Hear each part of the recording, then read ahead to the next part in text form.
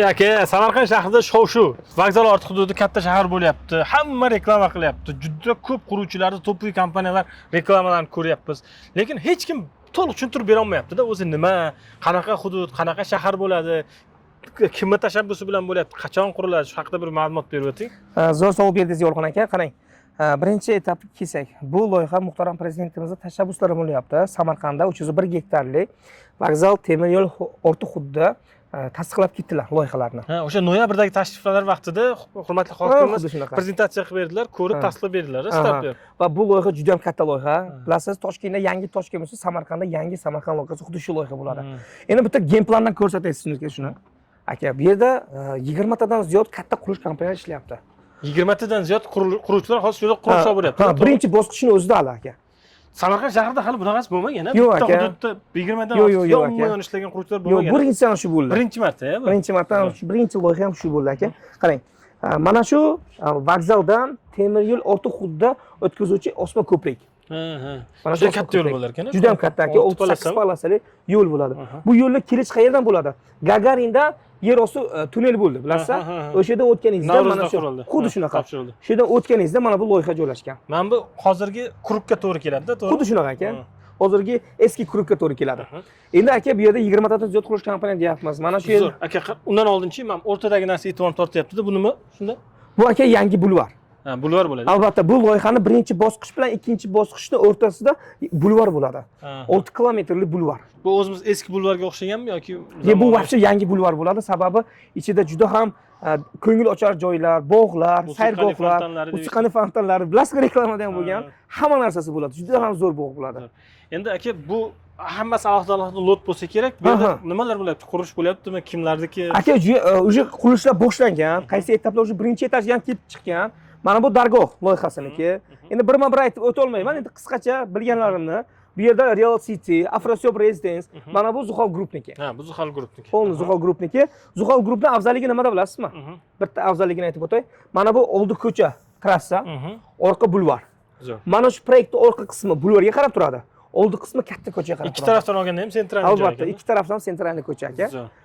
Bu Tiffany loyihasi. Bu Elite Buildingga Orifon loyihasi. Mana bu Global Avenue loyihasi, ikkita egizak, 25 etajli loyiha. Bu yerda savdo kompleks. Taxi quryapti-ya buni. Ha, Taxi Group kompaniyasi tegishli.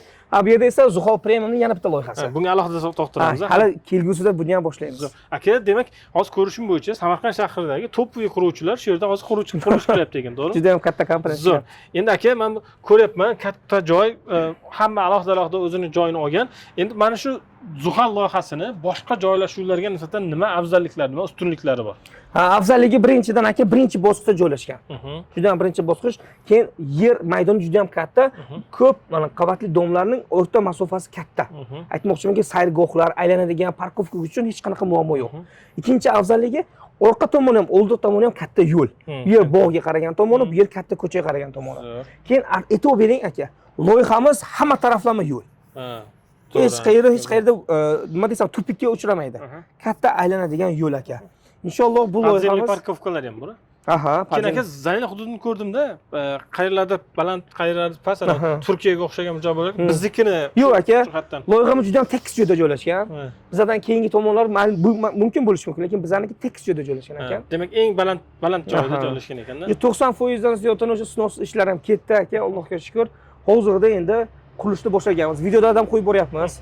O'sha pasadkalarni qilib, o'sha podval qismi tagini trambovka qilib, o'sha beton qo'yishni boshladik. Beton qo'yib, tez kunda o'sha topshiramiz inshaalloh. Split ishlari boshlangan ekan. Albatta aka. Zo'r. Demak, umumiy mana shu, bu birinchi etap qachon topshiriladi? Aka, birinchi etap 2028-yilgacha, ya'ni 3 yil ichida, 2-3 yil ichida to'liq topshirish shart. Umumiy kompleks esa 5 yil ichida to'liq topshirish shart. Shu mana shu temir yo'l olti hududidan, yangi shaharchadan xonadon olishni niyat qilib yurgan yoki olsammikin, olmasammikin deb o'ylanib yurgan odamlarga nima tavsiya berasiz? Birinchi navbatda zo'r investitsiya deyman. Juda ham zo'r investitsiya aka. Bu yerda kirib uy olganlarning nima afzalliklari bor? Hozir bu yerda juda ham topoviy qurilish kompaniyalari ketyapti. Raqobat zo'r. Raqobat zo'r bo'lgan joyda qurilish ham zo'r ketadi. Takliflar ham zo'r bo'ladi. Takliflar ham zo'r bo'ladi aka. Hozirda juda ham katta kompaniyalar ishlar olib ketyapti. Shular ichida mana shu Zuhol Group kompaniyasi ham takliflar ichida eng zo'r takliflarni beryapti. Ta'mirlangan uylarni boshlang'ich to'lovsiz 5 yilga bo'lib to'lashga xarid qilishlari mumkin. Yana zo'r tomoni, loyihani hujjatlari, boshqa qarorlari, hamma hujjatlari chiqqan. Zo'r. Yana bitta zo'r narsani hozir sezib qoldim aka. Misol shahar ichida bittalik kompleks bo'lganda odatda uy quriladi-da, atrofida yo'llari eski bo'ladi yoki atrofidagi domlar eski bo'ladi. Bu shaharchada hamma narsa yangi bo'ladi. Hamma narsa, yo'ldan infratuzilmasi, atrofidagi domlargacha yangi bo'ladi. Albatta aka, bu yerda yana xususiy maktab, xususiy bog'cha, davlat maktab, davlat bog'chalari to'liq kompleks qurilyapti aka. Bu yerda nima desam men sizga? Kelib yashaydiganlar uchun loyihaning ichida hamma sharoitlari bo'ladi va hamma infratuzilmasi qaytadan yangilanyapti. Bemalol mana shu shaharchadan xonadon xarid qilmoqchi bo'lsangiz, biz sizlarga samimiy Zuhal loyihasini tavsiya qilamiz.